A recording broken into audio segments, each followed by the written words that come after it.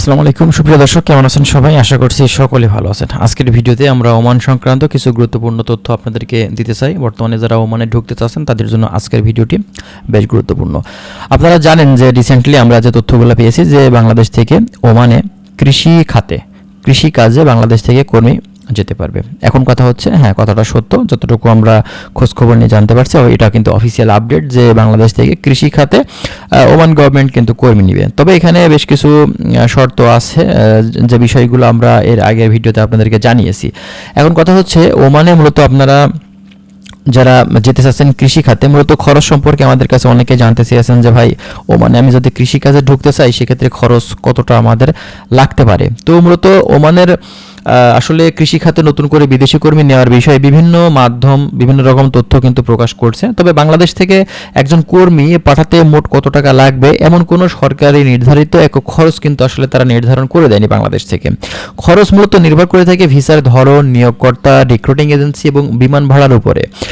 তাছাড়া ওমান সরকার অবৈধ নিয়োগ ঠেকাতে নতুন নিয়ন্ত্রণ ব্যবস্থা তারা কিন্তু জোরদার করছে। বুঝতেই পারছেন বর্তমানে এখন প্রচুর পরিমাণে অবৈধ কর্মী সেখানে কিন্তু এখন পর্যন্ত আছে। যেহেতু ওমান গভর্নমেন্ট মূলত আসলে এতটা মানে কি বলবো অন্যান্য কান্ট্রির গভর্নমেন্টের মতো না, তারা আসলে অবৈধ কর্মীদের প্রচুর পরিমাণে ধরপাকড় করে বা তাদের উপর অত্যাচার করে এমন কিন্তু আসলে এতটাও কিন্তু করে না, ঠিক আছে।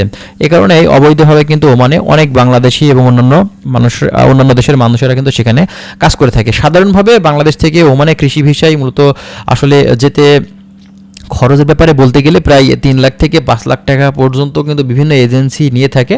কিছু ক্ষেত্রে এর চেয়ে কম বেশি কিন্তু হতে পারে। তবে যদি নিয়োগকর্তা টিকিট বা আপনার হচ্ছে ভিসা অন্যান্য খরচ বহন করে সেক্ষেত্রে কিন্তু অবশ্যই কিছু কম বেশি আপনাদের খরচটা কিন্তু লাগবে, ঠিক আছে।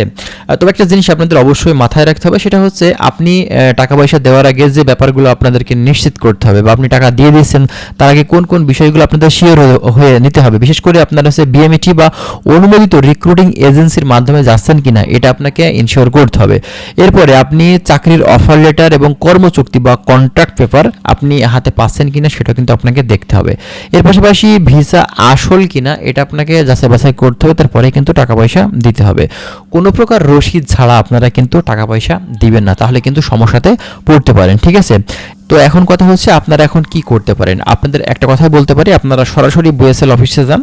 অফিসে গিয়ে সেখানে কিন্তু আপনাদের আবেদনের ডেট দেওয়া হয়েছে 9 তারিখ থেকে 20 তারিখ পর্যন্ত এ মাসের।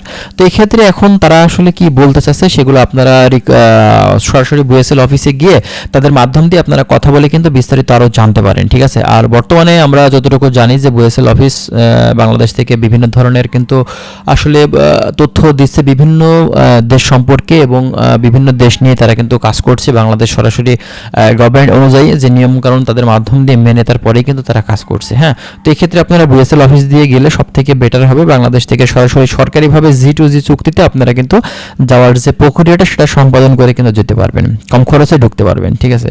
তো যাই হোক, আরও বিস্তারিত তথ্য আমরা আপনাদেরকে দেওয়ার চেষ্টা করব। তার জন্য অবশ্যই আপনারা আমাদের চ্যানেলের সঙ্গেই থাকবেন। আমরা চেষ্টা করছি বিভিন্ন বিষয় সম্পর্কে আপনাদের অবগত করার। ভালো থাকবেন, আল্লাহ হাফেজ।